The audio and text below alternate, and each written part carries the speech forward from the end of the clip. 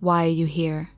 I will find out, read the first ominous letter. Derek and Maria Broaddus were busy restoring and updating their newly purchased home at 657 Boulevard. Derek had just finished a long day of painting the home's walls when he received the strange piece of mail. It read, "Dearest new neighbor at 657 Boulevard, allow me to welcome you to the neighborhood.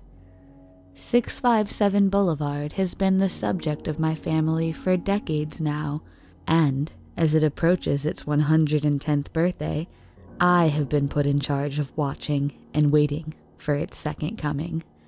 My grandfather watched the house in the 1920s, and my father watched in the 1960s.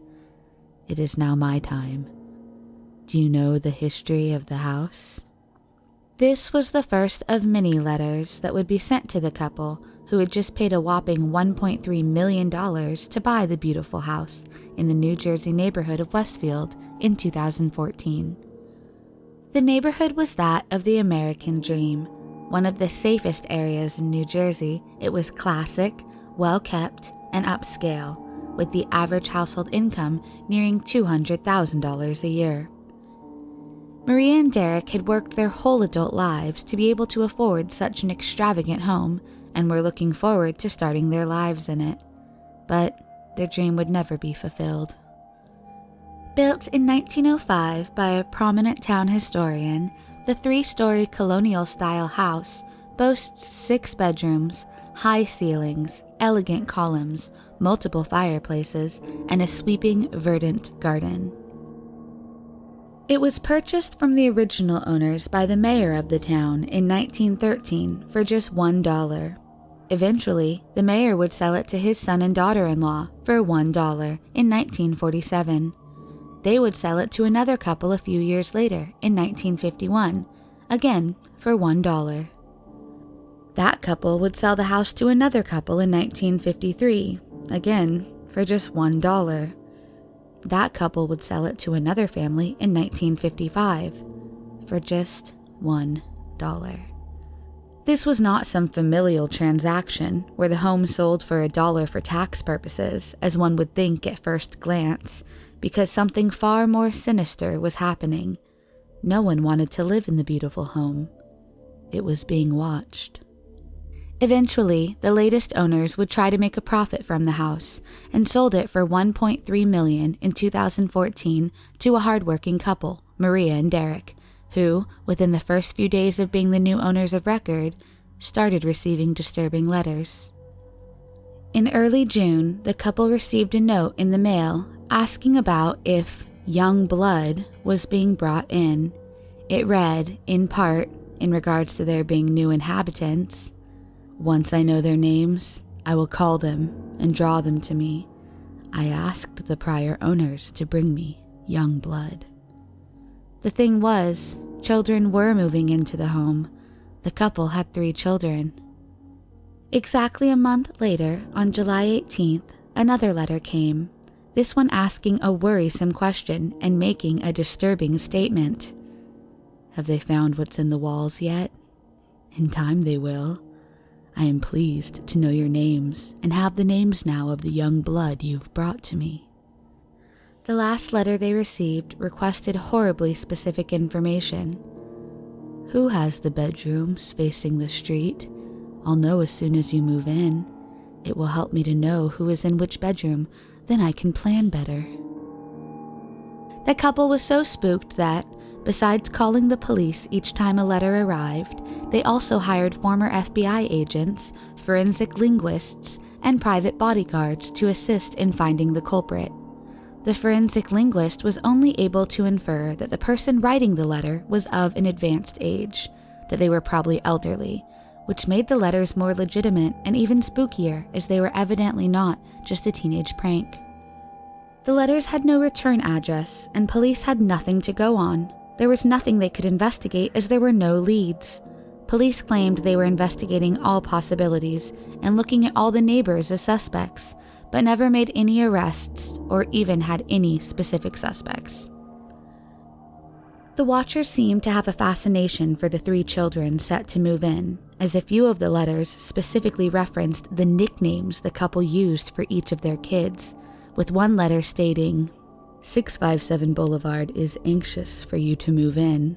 It has been years and years since the young blood ruled the hallways of the house. Have you found all the secrets it holds yet?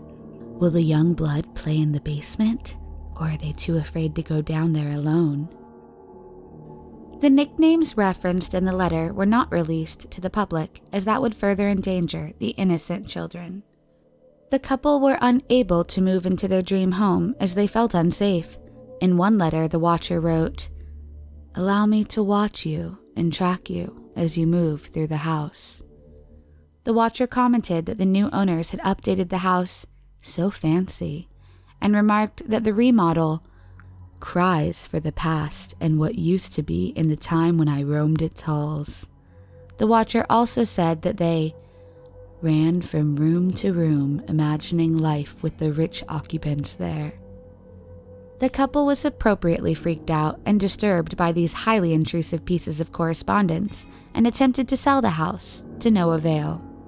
Later, they would file a lawsuit against the previous owners, alleging that, as they were aware of the stalker, known by this time as the Watcher, they should have disclosed that to potential buyers, and that by not doing so, they were in breach of contract. The previous owners definitely were aware of the Watcher, as on May 26th of 2014, weeks before the deed would be transferred to Maria and Derek, the Watcher sent a letter noting that there was a new family moving into the home, and who claimed a right of possession and/or ownership to the home. With the lawsuit unsuccessful and the police not being able to solve the case, the couple applied to have the land bulldozed and proposed building 2 smaller properties side by side to sell at a lower price or to rent out. But their application to the Neighborhood Planning Commission was denied. They were stuck with the watched house exactly as it was. Not only was the couple dealing with the fear of the letter writer, but the couple now had to contend with angry members of the neighborhood who believed that the couple's reaching out to the press and the police was bringing unwanted attention to the otherwise quiet neighborhood. One neighbor even went as far to suggest that Maria and Derek be, quote, tarred and feathered for them having brought the previously relatively unknown area into media spotlight. Neighbors were also offended that they had been questioned by police as persons of interest. Since attempting to sell the home multiple times, each at a lower price point, the couple has given up and is now renting it out, but at a significant loss, as the rent is less than the mortgage payment. The last letter received was in 2017, after the failed attempt at bulldozing the home. It read simply, "Loved ones suddenly die. You are despised by the house, and the Watcher won." To date, no advances have been made in the case, and the Watcher remains at large. Netflix has just purchased the rights to this intriguing story and will be producing a feature-length film on it. If you have any information on the true identity of the Watcher, please do not hesitate to contact the Westfield Police Department at area code 908-789-4000. A special thanks to all of our patrons from patreon.com. I do apologize in advance if I mispronounce any of your beautiful names. Thank you sincerely to Ariane Floyd, Christine J. Taggart, Ellen Laird, Hope Harder, Jess G., Joanna Bapari Lasinskia, Joseph Donahue, Camilla, Lauren Layton, Laura Metheny, Leslie Ann Davis, MJJ Schubers, Marchiza, Mary Harvey, Matthew Tucker, Mirinda O'Keefe, Mike Seville, Patricia Woolard, Ray Harvey, Sarah E. Bond, Susan Landmark, Trine Daly, Victoria Lowe, Wooter Menenga, and Zoe Sparks. If you'd like to donate, please visit patreon.com/MERC07.